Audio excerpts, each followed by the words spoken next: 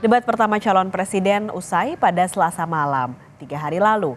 Namun demikian, di jagat maya, sindiran pengusung capres masih terjadi, termasuk dalam pembahasan soal oposisi. Dalam unggahan di akun X miliknya, Wakil Ketua Umum Partai Gelora Fachri Hamzah mencuit, baru mendengar kabar baik bagi demokrasi kita, bahwa calon presiden nomor urut 1 akan mengumumkan bahwa seluruh partai pendukungnya akan mundur dari kabinet pekan ini. Katanya, ini dalam rangka memantapkan posisi sebagai oposisi di pemilu nanti. Info ini perlu ditanyakan kepada yang bersangkutan, tulis Fachri. Dari 3 partai pendukung pasangan Capres dan Cawapres nomor urut 1, 2 partai yakni Partai Nasdem dan PKB punya 3 kader yang saat ini masih menjabat menteri di kabinet Presiden Jokowi. Capres nomor urut 1 Anies Baswedan menanggapi Fachri.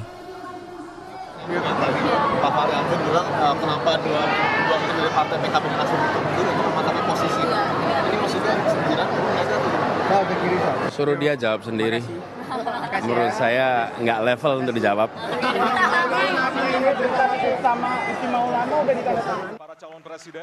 Ujung pangkal cuitan Fachri adalah ucapan perdebatan Anies dan Prabowo di debat Capres pada Selasa 12 Desember malam. Menurut Anies, saat ini rakyat tidak percaya dengan proses demokrasi dan minim sekali ada oposisi. Menanggapi pernyataan Anies, calon presiden nomor urut 2 Prabowo Subianto mengatakan Anies menjadi gubernur DKI adalah contoh perjalanan demokrasi karena saat itu diusung oleh oposisi. Ketika kita bicara demokrasi, minimal ada 3. Minimal 3 nih. 1 adalah adanya kebebasan berbicara. Yang kedua, adanya oposisi yang bebas untuk mengkritik pemerintah dan menjadi penyeimbang pemerintah. Yang ketiga, adanya proses pemilu, proses pilpres yang netral, yang transparan, jujur, adil. 3. Dan kalau kita saksikan akhir-akhir ini, 2 ini mengalami problem. Kita menyaksikan bagaimana kebebasan berbicara menurun dan angka demokrasi kita menurun, indeks demokrasi kita. Bahkan pasal-pasal yang memberikan kewenangan untuk digunakan secara karet kepada pengkritik, misalnya Undang-Undang ITE, itu semua membuat kebebasan berbicara menjadi terganggu. Yang kedua, oposisi, kita saksikan minim sekali adanya oposisi selama ini.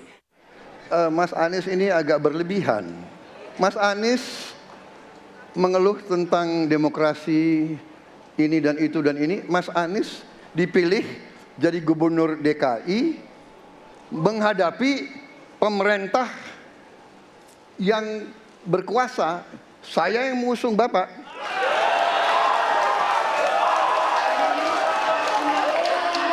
Kalau demokrasi kita tidak berjalan, tidak mungkin Anda jadi gubernur.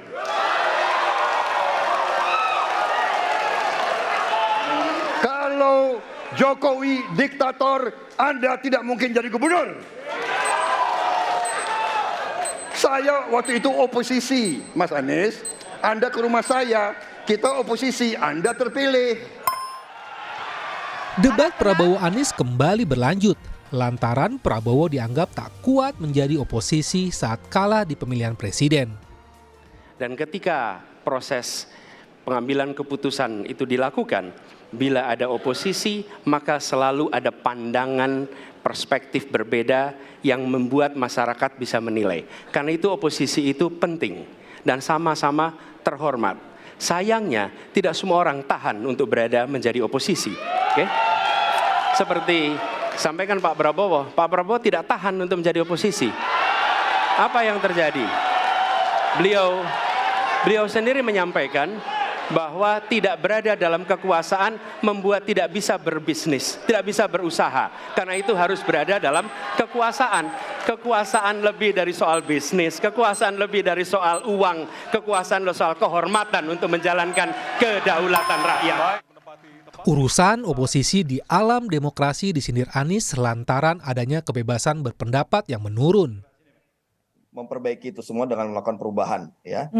Dengan menutup kalimatnya yaitu Wakanda No More, Indonesia Forever. Kenapa mengatakan itu? Karena dalam beberapa kesempatan banyak orang-orang yang kemudian ketika ingin mengkritik kekuasaan menggunakan pelesetan tidak lagi menggunakan Indonesia tapi menggunakan negara Wakanda, negara Konoha dan sebagainya karena khawatir ketika secara langsung kemudian menimbulkan masalah ya nggak bahaya kan begitu. Nah oleh karena itulah maka indikator-indikator inilah yang membuat kemudian Mas Anies berpikir ya kita harus melakukan perubahan agar kita kembali menempatkan demokrasi sesuai pada tempatnya.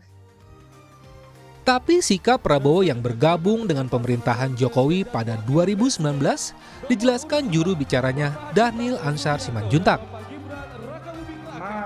Pak Prabowo 10 tahun di luar pemerintahan, selama beliau mendirikan partai Gerindra itu berada di luar pemerintahan, kemudian aktif sebagai penyeimbang. Namun kemudian di 2019 Pak Prabowo memutuskan bergabung dengan Pak Jokowi. Kenapa? Karena Pak Jokowi ketika menjadi presiden merasa butuh dan Pak Prabowo juga ingin persatuan itu dijaga, maka Pak Prabowo masuk pemerintahan.